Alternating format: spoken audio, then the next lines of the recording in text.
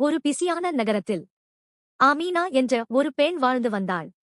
அவளை மக்கள் கவனித்தார்கள்.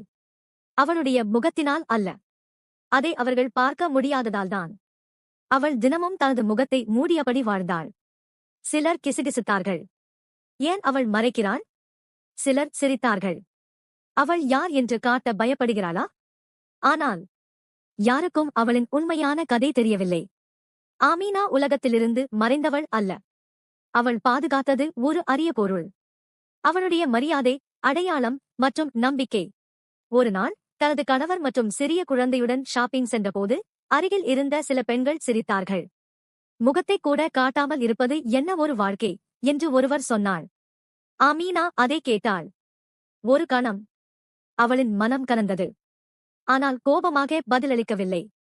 அதற்கு பதிலாக அவள் தனது முகமூடியின் பின்னால் மெதுவாக சிரித்தாள்.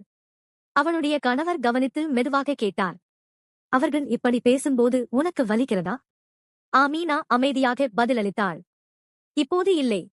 ஏனெனில் நான் என் முகத்தை மறைக்கவில்லை. என் மதிப்புகளை மதிக்கிறேன். அந்த இரவு அவளை சிரித்த பெண்களில் ஒருவர் ஆமீனாவை மீண்டும் பார்த்தாள்.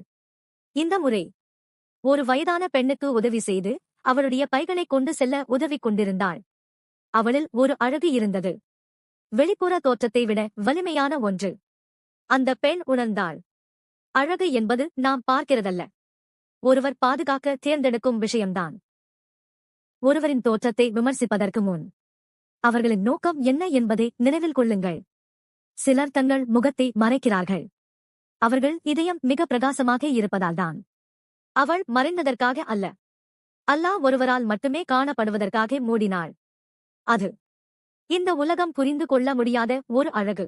இந்த கதை உங்கள் மனதை தொட்டிருந்தால் எங்கள் சேனலை சப்ஸ்கிரைப் செய்ய மறக்காதீர்கள். இன்னும் பல அழகான கதைகளுடன் விரைவில் சந்திப்போம். அஸ்ஸலாமு அலைக்கும் வரஹ்மத்துல்லாஹி வபரகாத்துஹு.